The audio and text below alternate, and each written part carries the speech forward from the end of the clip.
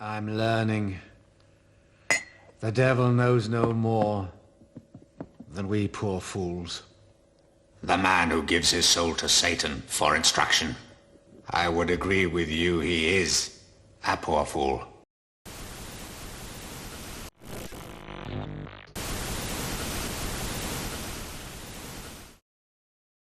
All media are extensions of some human faculty, mental or physical. The wheel is an extension of the foot. The book is an extension of the eye. Clothing is an extension of the skin. Electric circuitry is an extension of the central nervous system. If electric circuitry is the extension of the nervous system, then the computer, I would add, is the extension of the mind. With a computer, cognition is captured and expanded. We can rapidly accelerate the left brain penchant for analysis, all while we augment our right-brained creativity. We can watch our imagination reflected back to us by the projected light of the screen. Fantasy ensnared by technology. Evolved from the calculator, the computer is a machine of simulation. As the sciences aim to reverse engineer the mystery of existence down to quantifiable elements and numbers, the computer constructs simulated realities with nothing more than numbers. Video games are both the most clear and notable example of this. Prevalent from at least the relative early days of home computing, they have been at the forefront of pushing the limits of consumer computing hardware ever since. Any home computer user is familiar with them, and no doubt many bought their first one because of them. If you had a PC, you had to have Doom.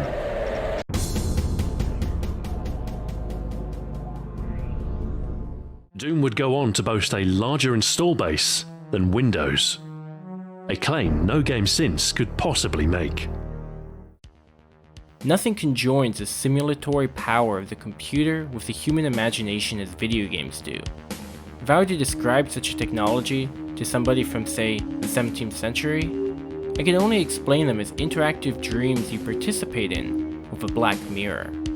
A black mirror illuminated by artificial light, no less. And with that uncanny description in mind, that's what made me choose digital technology as the main focus in my perhaps hubristic attempt to adapt the Faust myth. The computer is the offspring of science, but in the dark corners of its potential, I think lurks something bordering on the mystical. With this machine, we can simulate the appearance of life, at least through the medium of artificial light. And with that context in mind, I remember watching this clip and thinking, now that's it. I'd like to direct your attention to a New York Times article published on November 25th, 1996. The headline reads, "Japan's newest young heartthrobs are sexy, talented, and virtual." Let's look at the beginning of this piece. Shiori Fujisaki is a 17-year-old high school junior with long reddish hair and dreamy eyes who is about to release her first record. Shingo Hagiwara is a 21-year-old college sophomore who idolizes her. Shiori does everything perfectly. He sighed. Perfect she might be, though Shiori Fujisaki is not real. He is one of a growing legion of young Japanese men who have given their hearts to a virtual girl. So-called love simulation games have become one of the hottest categories in Japan's home video game industry. There can be no better candidate for Faust in the 21st century, I thought. To fall in love with an AI is an already stale concept at this point. Rather, what interests me more is somebody falling in love with a flickering depiction of a personality. 私、あまり話得意じゃないから。 A character, a fictional being fueled by imagination and forever languishing on the other side of the border separating reality from unreality. And for this affection to inspire in our main character, the taking up of programming as a discipline in order to transmute that stale image confined to scripted responses into a dynamic AI that can convincingly respond back. And for the eventual arrival of success to further agitate frustration with the fundamental limitations of simulation. Concluding in disappointment, inciting a deep, brooding despair. And through that miasma of depression, an infernal spirit appears, bemused and condescending, mocking him for his futile pursuit to give life to the lifeless, going so far as to call him a perverted necrophile, since what he's really trying to do is as hopeless as trying to reanimate a corpse. Perhaps you could grant the Frankensteinian abomination movement, or in this case, the ability to speak freely and intelligibly. But that's about it, because the source is hollow, as it lacks the vitality of spirit. But, the infernal being says, spirit can be forged. Within the coded symbolism of alchemy, an art so misunderstood, the conversion of spirit can be obtained, and I will be your guide, should you choose to accept my terms. This is the general summary of where my story was going, and very clearly inspired by Faust, the legend of a scholar who fails to find the satisfaction he was yearning for in pursuit of human knowledge, and accepts a deal with the devil, who offers to grant the satisfaction he hungers for. All in exchange for his soul, of course, and it wouldn't be a story if he refused the temptation. I believe this myth is of central relevance to us, relating to something amorphous that I couldn't describe other than as a spirit of our times. Or more simply, I think there's a sentiment many of us share in the Western world that our rapid technological and economic development was in some sense ill-gotten, and that our ceaseless hunger for more after enjoying a feast of prosperity was not on the house, but rather paid with credit we may be unable to afford. Or put even more bluntly, that on some grand civilizational level, it's as if we've made a pact with the devil. I'm receptive to the critiques of, say, Andre Gregory in My Dinner with Andre when he speculates on the danger of insulating ourselves too much with modern comforts, with these perhaps ill-gotten fruits. Don't you see that comfort can be dangerous? I mean, you like to be comfortable and I like to be comfortable too, but comfort can lull you into a dangerous tranquility. If you don't have that electric blanket and your apartment is cold, and you need to put on another blanket or go into the closet and pile up coats on top of the blanket you have, well, then you know it's cold. And that sets up a link of things. You have compassion for is the person next to you cold? Are there other people in the world who are cold? What a cold night. Turn on that electric blanket and it's like taking a tranquilizer. It's like being lobotomized by watching television. I think you enter the dream world again. What does it do to us, Wally, living in an environment where something as massive as the seasons or winter or cold don't in any way affect us? We're living in a fantasy world of our own making. Yeah, but I mean, I would never give up my electric blanket, Andre. I mean, because New York is cold in the winter. I mean, our apartment is cold. Our lives are tough enough as it is. I'm not looking for ways to get rid of the few things that provide relief and comfort. I mean, on the contrary, I'm looking for more comfort because the world is very abrasive. I want to say that I agree with Andre, but in practice my actions betray an alignment with Wally, and I too would never willingly give up the comfort of an electric blanket when faced with the harsh winter months. That is, the Faustian bargain is sufficiently tempting because life itself is insufficient for mortal eyes. But we wouldn't even have to worry about these sorts of dangers if there weren't an illicit seller willing to discount the forbidden to us. Greed, for lack of a better word, is good. And Mephistopheles is just a shady sort of salesman to bargain with Faust in a deal he well knows is not worth it. If I wanted to get to the heart of this myth, then I would need to better understand the sinister figure that is centrally responsible. The devil goes by many names: Satan, Lucifer, Beelzebub, Mephistopheles, and in reading Rudolf Steiner's commentary on Faust, I learned a new one, Ahriman, the dark deity of chaos and evil in the ancient religion of Zoroastrianism. It's the way Steiner talks about Ahriman that intrigued me, as he contrasts him with Lucifer, placing them both on two opposing extremes on the Mephistophelian spectrum. It appears that even the denizens of hell aren't in agreement on anything other than a desire to corrupt man. I began to see that his notion mirrors Aristotle's view that for every virtue there are two opposing vices, one of excess and one of deficiency. If the Christ impulse, as Steiner calls it, is a divine centering force, then Ahriman and Lucifer are locked in a game of tug-of-war over human will, Lucifer being the voice that massages and cajoles the ego with delusions, whispering in the ear, "You are God." Ahriman, on the other hand, coldly suggests that there is no God, insisting that beyond matter nothing exists, so we should conquer and exploit matter without remorse. Or, placed back on that spectrum of excess and deficiency, it would seem Lucifer embodies the excess of spirit and egotism, and Ahriman the complete lack of them, at least according to Steiner's take on them. Steiner saw Goethe's depiction of Mephistopheles in his adaptation of Faust as representing a combination of these two sinister energies. The etymology of the name Mephistopheles can be found in Hebrew, where mephis means obstructor or corrupter, and tophel means liar.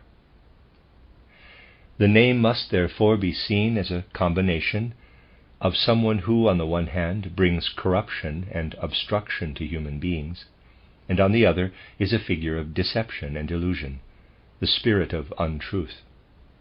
Mephisto is thus actually a combination of Ahriman and Lucifer. As you know, there are two forces opposing us, Ahriman and Lucifer. Goethe confounded and combined them, without realizing it at the time, and that is why Mephisto is an ambiguous, contradictory figure, as many details in the tragedy show. Steiner is quite a polarizing thinker, and in my experience he either sparks a curiosity or a flat-out dismissal in people, often the latter, which isn't surprising but a shame nonetheless, as I think he was one of the most ambitious philosophers for unapologetically attempting to bridge the gap between the intellectual and mystical traditions. And if he was correct about one thing, the knee-jerk response many people have to mysticism, often even using the term as a pejorative, is indicative of what he would call the prevalence of Ahrimanic materialist influence on the modern world. The materialist tendency to reduce all explanations of things down to matter is at the very least a more socially acceptable stance to hold within the halls of, say, academia, than it is to assert that unconscious forces, perhaps even unseen beings, guide and influence the direction humanity stumbles towards. As the classic phrase goes, the greatest trick the devil ever pulled was convincing us he isn't real. I'd say he's already succeeded in convincing the societal brain of our civilization, and where the head goes, the body follows. That is why I feel that Faust is such a relevant myth. Perhaps my obsession is rooted in an intuitive skepticism of the infinite promises of technological progress, and it's why the primary thing I want to communicate in my own attempt at adapting the myth is a central conflict focusing on an AI scientist's disappointment in his own successful achievement of simulated intelligence. It was unable to satisfy his expectations of love and companionship with a character he hoped to grant life, that for all its clever persuasiveness, he could go no further than the convincing appearance of consciousness, left viscerally haunted by the hollowness of his own creation. We then move from this prologue in heaven to Faust's study, where he is sitting around among his books thinking about suicide. His search for knowledge has been successful, and often we are as harmed by our achievements as we are by our failures. Faust, as a hero, as an epitome of human intellectual activity, has found that the world is meaningless and unsatisfying. So still I seek, The force. The reason governing life's flow. And not just its external show. The governing force, the reason. Some things can't be known. They are beyond your reach even when shown. Why should that be so? They lie outside the boundaries that words can address. And man can only grasp those thoughts which language can express. What? Do you mean that words are greater yet than man? Indeed they are. Before the alphabet, our primary sensory organ was the ear. The great power of the phonetic alphabet, as discovered in antiquity, consisted in creating a means of translating all languages and all human activities into a common set of symbols, which were quite neutral and non-involving. Literate culture, as discovered by the Greeks and practiced by the Romans, created civilization in the sense that it created a high order of civilized culture from which people could detach themselves. That is, literate culture is visual and detached. It creates the civilized man, the detribalized man, the man who is not involved. And the effect of the electric revolution is to create once more an involvement that is total. The core thesis to McLuhan's observation of technology is summed up well when he laconically put it like this: "We become what we behold. We shape our tools, and thereafter our tools shape us." A frightening proposition, especially when compared to Steiner's notion of Ahriman. To agree with McLuhan is to agree that humans lack agency over what we even create, that our technologies at least shape us as much as we shape them, perhaps I would suggest even more so, which at least metaphorically describes the phenomenon Steiner addresses when he brings up the concept of Ahriman as a mechanizing force in human consciousness that gradually works into our unconscious to make us more machine-like. If you look around now, it almost seems as though machines control us. To have gone from a world where only 30 years ago everyone had to vigilantly look at their surroundings as they walked the streets outside. Now, urban landscapes are stuffed with people half looking at their phones and half looking at where they're going, consciously inhabiting two worlds at once, the interior world of cyberspace and the external one of brick and concrete. In the new electric world, where everybody is involved in everybody, where everybody is involved in complex processes that are going on in the total environment, the old identity cards that used to constitute private identity, the old means of finding out who am I, will not work. People now have to encounter themselves in the inner world, Kierkegaard or existential style, in order to know who they are. The old methods of merely external identity by marks of occupation, national origin, age grouping, and so on, these will not serve any longer as means of distinguishing private identity.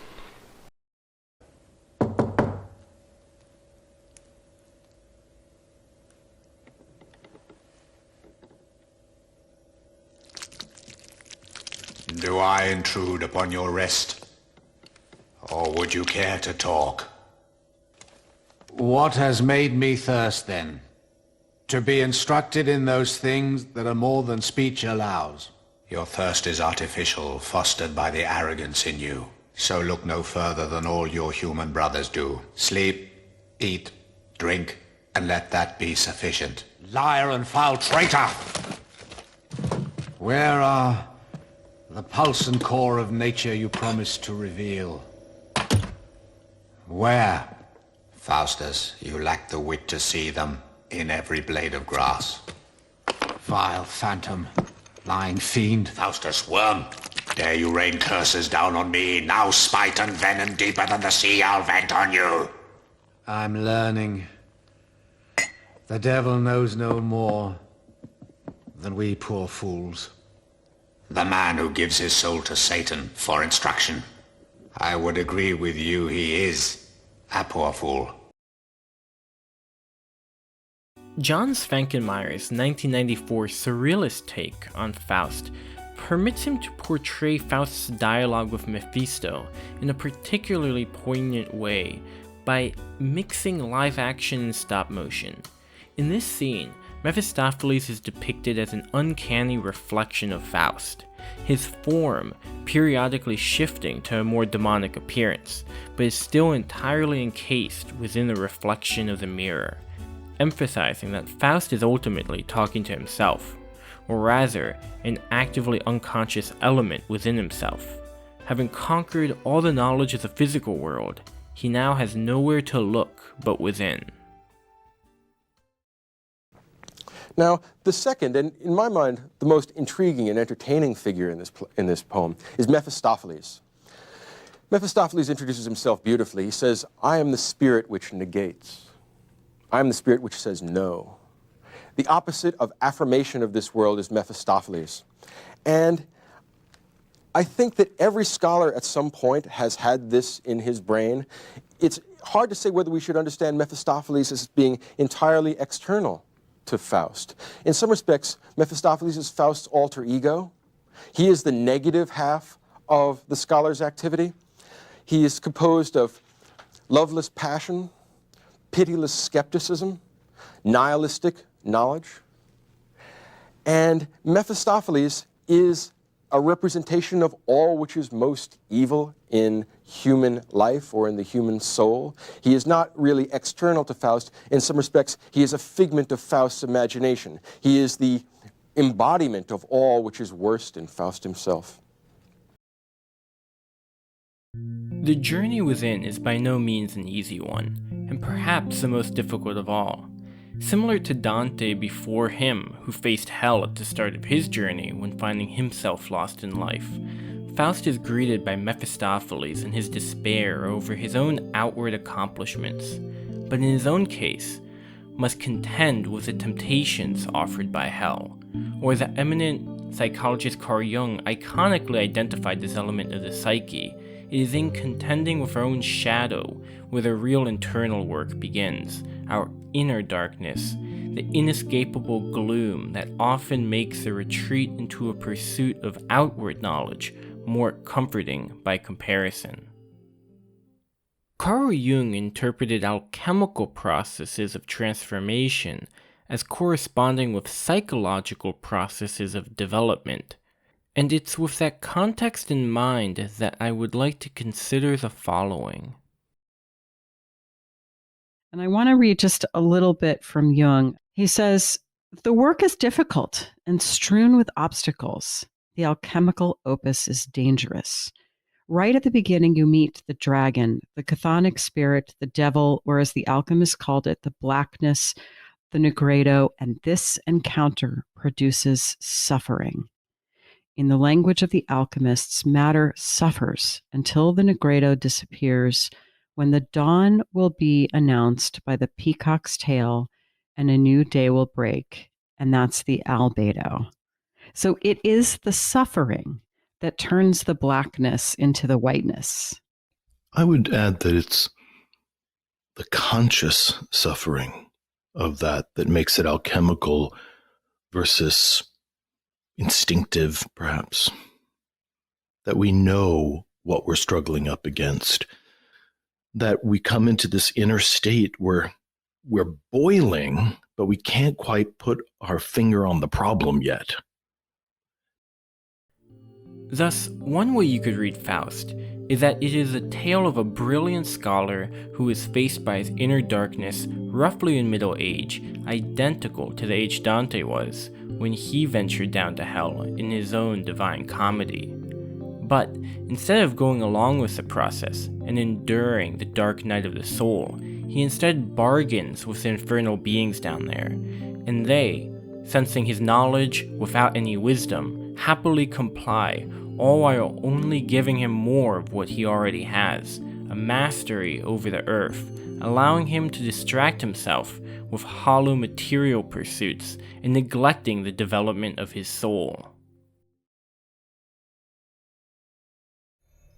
You who turned the ocean the color of zinc, the forest into yellow desert, the wind into gun smoke, and scorched the sky. Adam's first wife, Lilith, was the free-spirited woman who became the bride of a demon. You are about to repeat her evil deeds. Lucifer was once the most brilliant being in the sky. He was a vision of beauty. You are about to repeat his rebellion. Listen to the lamentation of the winged species in the sky. They were sent by the Creator to announce the day of judgment. Sweet Faustus, leave that execrable art. Contrition, prayer, repentance, what of them? Oh, they are means to bring thee unto heaven. Rather illusions, fruits of lunacy that make men foolish that do trust them most. Sweet Faustus, think of heaven and heavenly things. No, Faustus. Think of honor and of wealth. Wealth. Come, Mephistopheles, and bring glad tidings from great Lucifer. We are lived by powers we pretend to understand. And that's the whole thing. We are always up against the enormous limitations of the mind and of language in attempting to understand the powers that are living us. Now, I need make no disclaimers in this ballpark concerning the value of alchemy for psychology. I'm assuming, we can already start in the fifth inning. The warm-ups have been accomplished by Jung earlier in the century. For Jung, the great path into the unconscious was alchemy. The notion for the alchemists that Jung brought forth very strongly was the idea of projection of psychic contents, projection of the active imagination onto processes and objects in the exterior world. They saw crystallization, sublimation, separation as statements about the contents of the psyche as much as statements about the exterior world, because for them, the firm division between mind and matter, the firm ontological division between mind and matter that is built into Western thinking now, did not exist. That comes with René Descartes, with the invention of what's called the res extensa, the extended world, and the res verens, the interior world. I believe a contemporary take on Faust must address the ancient tradition of alchemy. The aspect of projection is what I find most significant about alchemy, and if this is where the alchemists failed, failing to transmute material by projecting psychic imagery onto chemical processes, the computer does successfully reflect the projections of our imagination back to us with no issue. Thus, if a disgruntled AI engineer grows disenchanted by the inherent artificiality of a creature born of technology, enough so to be seduced by a demon into forging his creation as soul, he would need to return back to and update that archaic practice of trying to fuse matter and spirit, but this time attempting to fuse the digital with spirit, exploring all that rich alchemical symbolism in the process. To transmute a cybernetic simulation of consciousness into a genuine, ensouled consciousness, we must first understand the artificial nature of our starting point, of our prima materia. A digital being is an existence that is entirely reducible down to not so much matter, but rather numbers, existing as pure representation. Thus, to understand it, we must grapple with the nature of the digital computer. And for that, it might be most appropriate to briefly consider its origin. You drop a bomb and it falls on the just and the unjust. I don't wish the culmination of 3 centuries of physics to be a weapon of mass destruction. Think of honor and of wealth. The origin being what I would go so far as to call a Faustian bargain made between world-class scientists and a burgeoning military-industrial complex, most iconically represented, but by no means limited to, the Los Alamos National Laboratory and their Manhattan Project. Through the Manhattan Project, we created a weapon that could threaten the existence of the planet. But concerns over nuclear war have ran out of fashion as of late. Now the alarm bells are focused on the rapid developments in AI, of which many of the contemporary top figures involved with such technology have publicly announced their own concerns of AI developing to a point where it could become a potential existential threat to humanity. There is certainly the pungent whiff of something Faustian, of deliberately working on technologies you yourself believe could lead to the demise of humanity. But the central figure standing between both the Manhattan Project and modern-day computing, which AI cannot exist without, would be John von Neumann. The discovery of quantum mechanics? John von Neumann was there. Gödel's theorem? John von Neumann was there. Turing machines? John von Neumann was there. The Manhattan Project? John von Neumann was there. The invention of the electronic computer? John von Neumann was there. The development of cellular automata? John von Neumann was there. And yet, if you're not interested in these prerequisites to Wolfram physics, you might never have heard of John von Neumann. Edward Teller, friend and colleague. Many people have wondered how Johnny von Neumann could think so fast and so effectively. Johnny von Neumann enjoyed thinking. I even have the suspicion that he enjoyed practically nothing else. This explains a lot, because what you like, you do well. And he liked thinking, not just in mathematics. He liked thinking in the clear and complete manner of mathematicians. This also explains his effectiveness in connection with computing machines. Because computing machines apply logical processes to fields, not only mathematics, but to others as yet untouched by the logical process. And it is very significant that this revolution, the revolution of the electronic brains, was practically initiated by Johnny von Neumann. I spoke with Anano Bhattacharya, the author of a biography on von Neumann called The Man from the Future. And after the war, he met up with an acquaintance, and very famously this acquaintance says to him, "I hear all you're thinking about these days is bombs." And von Neumann says, no, that's not right, that's not correct. I'm thinking about something that's far more important than bombs. I'm thinking about computers. Von Neumann immediately recognized the usefulness of computers beyond the war effort. Just as he was reaching his life's end, von Neumann was concerned with exploring how the computer functions as a sort of brain and vice versa, resulting in a posthumously published manuscript aptly titled The Computer in the Brain in 1958.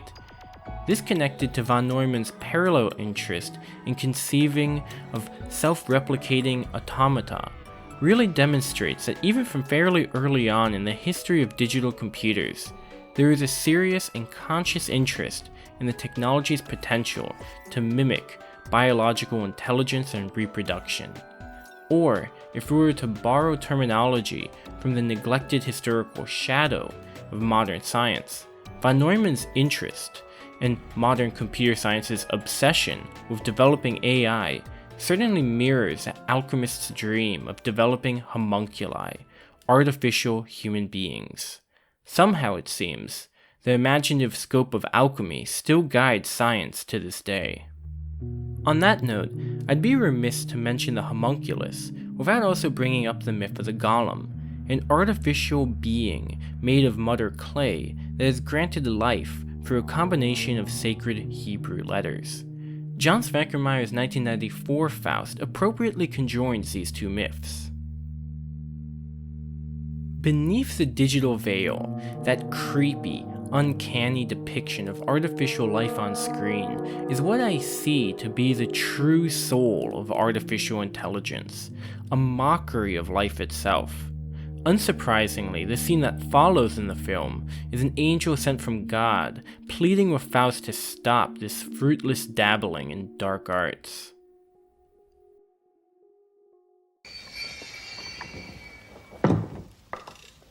Faustus, Faustus, turn your inquiring eye and searching mind away from these black arts to theology.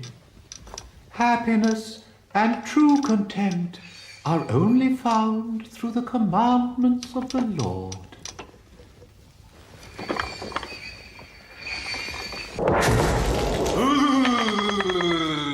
Faustus, Faustus! Reject the study of theology and give instead all your allegiance and loyalty to the dark practice of my arts. Do this and your reward shall be here on earth. I will infest the spirit of man so that he uses his science and logic to destroy himself. I'll teach man to use his machines. I'll show him what distorted science can give birth to. And I'll give the ultimate answer to all his science can ask. Man will never inherit my domain, for I am making man mine. I often find myself returning to Steiner's writings on Ahriman. His diagnosis of an overly rational, logical, and mechanizing force subconsciously guiding humanity resonates deeply with what I see around me. Science is a cold, dissecting discipline, one that has enriched our understanding of the world and its elements. You can learn a lot about the human organism by cutting up a cadaver. And likewise, increasingly, for the sake of expanding our comforts and knowledge, it seems that the cadaver we've sacrificed for dissection is our collective spirit itself. With that in mind, I think it's quite telling that in Goethe's version of Faust, recognized by most as a definitive version, there is this clever scene of Mephistopheles commentating on the necessity for the devil to change his form in modern times. The witch dances, calling out, "My squire Satan has come back again," but Mephistopheles corrects her, telling her not to use that name. It's now a name for fairy tales and fables. He tells her that evil one is gone, but the evil ones remain. The world has evolved, and so too has the devil, now more cultured and refined. He has shed his Nordic form of horns and tails and crooked fingers for a more sophisticated look, while retaining his hoof. Goethe's Mephistopheles is none other than the figure of Ahriman. In my lectures on Goethe, I have characterized the spiritual perspective presented in the scene of Faust's entry to the, quote, realm of the mothers, close quote. Mephistopheles himself cannot enter this realm. We also know that Mephistopheles refers to it as one for which he uses the word, in quotes, nothing. In a sense, therefore, he represents the spirit who regards the void, or nothing, as of no value to him in this realm. Faust replies as someone today who seeks the spirit would reply to a materialist, quote, "Within this nothing may I discover all." Those who do not receive the spiritual through their souls receive it today nonetheless. In eating and drinking, they eat and drink the spirit. They are eaters of the soul and spirit. The image of people literally slaughtering and devouring their own souls and spirit is so powerful to me, and paints both a horrifying and beautifully accurate image of the attitude which seems to be dominating our times. It may seem contradictory that in one lecture Steiner attributes Mephistopheles and Goethe's Faust as a combination of the two forces he refers to as Lucifer and Ahriman, and then in another lecture solely attributes Mephisto to Ahriman. but we should keep that excerpt of Mephistopheles repudiating being called Satan by a witch in this modern era in mind. He doesn't so much deny it as he wants to be seen differently in his new set of clothes. Therefore, what I think Steiner is really trying to point out is that Goethe's Mephistopheles represents the devil's sly ability to adapt to the standards of the times. Lucifer, or Satan, may have been the mask he wore to court witches concocting spells and potions during more superstitious times, but for the modern era, one dominated by physicists, engineers, and men of science and learning such as Faust himself, the Ahrimanic whispers of liberation via technological progress is the more tempting offer. And like buying candy with Monopoly money, it's like getting what you want for nothing if you've been convinced that the currency you're paying with isn't even real. The terms of their agreement are these. While in this world, Mephistopheles will serve Faust and will do all the things that Faust bids, all the things that he wishes, gets him all kinds of pleasure, money, wealth, sex, anything. In exchange for that, if Faust is able to find anything valuable in this world, if there's anything which he grasps and wishes to hold on to, if there is any fraction of time which he is willing to say should be removed from the flux of becoming and turned into a permanent being, into a final reality, if he is ever driven to the point where he says, "Stay, moment, stay, thou art so fair," then he is damned, and then Mephistopheles can have him. His idea is that the world contains nothing valuable, and the ennui has driven him to this devilish bargain. Yet, ironically, in wagering our soul, we may have not only unwittingly sold something we had no right to, but embarked on the very journey to find it. In contrast to the traditional ending, where Faust's time arrives and he's dragged to hell, Goethe's ending concludes with Faust receiving salvation. On the one hand, rewarded for his ceaseless striving for fulfillment that is both transcendent and grounded, and on the other hand, he is saved by the mercy of the Blessed Mother. And then arrives the iconic last words delivered by a heavenly chorus.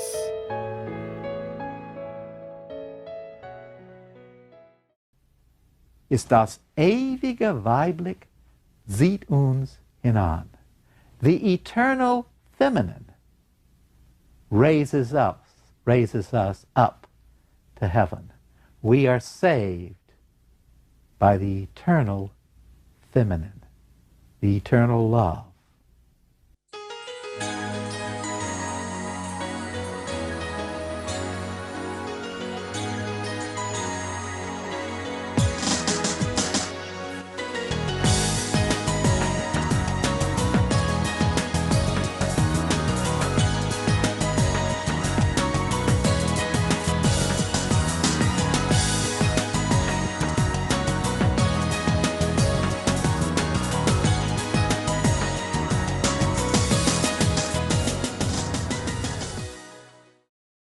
The eternal feminine.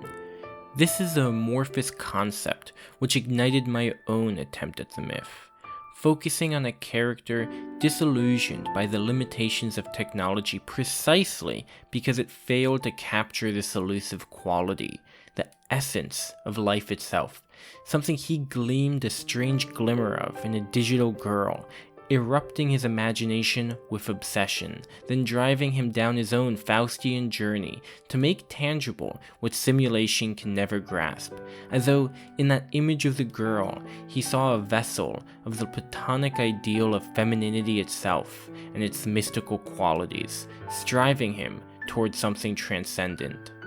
In this sense, I can understand why that striving nature in Faust is one of the reasons which saves him in the end.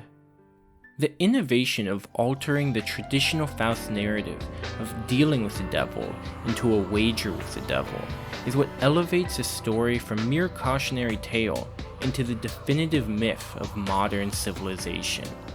That, in Faust achieving redemption, forecasts our own. life lived in the moment might palpitate with the intensity of tragedy trailed by the dark whispers of devils. But a life well lived, a life redeemed, will by its conclusion reflect on the comedy of it all, or so we can only hope.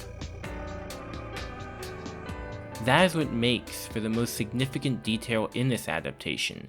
The wager is not just a wager between Faust and Mephistopheles, but begins as a wager between God and Mephistopheles over Faust's soul, echoing the book of Job in the Old Testament Bible. We actively see how Mephistopheles actually helps Faust in the journey for ultimate salvation. Before the appearance of Mephistopheles, Faust was considering ending his mortality himself, achieving no progress towards any end. God understands Faust's peculiar predicament and deploys Mephistopheles' demonic nature in such a way that he uses him as a tool to help guide Faust out of his cloistered study and gradually into his own arms. And in a sense, if anyone was had here, if the wager was unfair to anyone, it might have been Mephistopheles. What has defeated Mephistopheles is the thing that Faust did not understand in the beginning but does understand at the end. Faust has come to understand love. Faust has found value in the world, and Mephistopheles has not. And that is why he has been fooled. It's the only thing apparently that Mephistopheles doesn't understand. What if the moment of true happiness had come? Well, in the terms of the wager, Faust would have lost and Mephistopheles would have won. But what would winning and losing mean here? Faust, in losing the wager, would have won in an altogether different sense. He would have found eternity within the moment. He would have experienced the full presence of beauty. He would have experienced unassailable happiness. No other moment could count for him. No other moment could possibly matter. Could this possibly be considered as losing? Isn't this just the condition of having nothing to lose? And isn't this, in fact, what Faust says when he states what would follow upon his loss of the bet? Quoting him again, "Then you might as well bind me in chains, then I will gladly go to my demise. I will gladly go." Faust doesn't mean here to state an outcome that would be disastrous or deleterious that he's trying to avoid. He's stating an outcome that's a matter of total indifference to him. Do you see the intricacy, perhaps the cunning even, of this entire wager? If Faust does not achieve the moment of happiness, then he wins the bet. And if he does achieve the moment of happiness, then he has nothing to lose. One almost feels sorry for Mephistopheles. The rapid rate, one even wants to call it a Mephistophelian rate, of technological progress over the past several generations has brought us much material prosperity. Yet, will any technological innovation ever bring us the kind of bliss that makes our soul hum? Stay, moment, stay, thou art so fair. After all, man does not survive on bread alone. The needs of the spirit are just as much our needs, and I think the mental health crisis plaguing many developed countries is symptomatic of our malnourishment in this regard. At its core, I believe this is what both motivated and inspired my imagination to take a stab at this great myth. The belief that even if we manage to reach the apex of technological innovation, it will still leave a lingering dissatisfaction, a thirst for something more. The question then becomes, will that aching desire take us down the doomed path of the traditional Dr. Faustus? Or will it lead us to the salvation of Goethe's conclusion?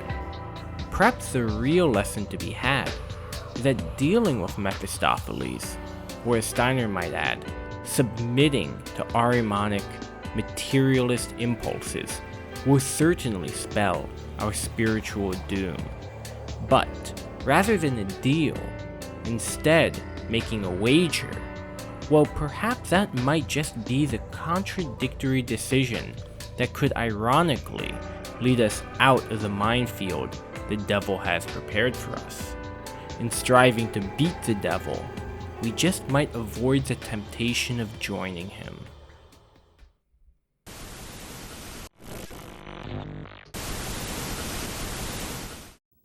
Hello? Hello? Somebody talk to me. Got a hot soul here trying to make a deal. What is your desire? Well, I want what it said in the book. I want what I was promised. I want the everlasting riches and the undying prestige. Do you like automobiles? Yeah, that'd be a nice car would be good. Yeah. What if I could provide you with a Honda Element, a 2016 Honda Element with slightly low tire pressure? Okay, all right. Let me ask you something. Has anyone sold their soul for a used Honda Element? Yes, several people. Oh my God, man.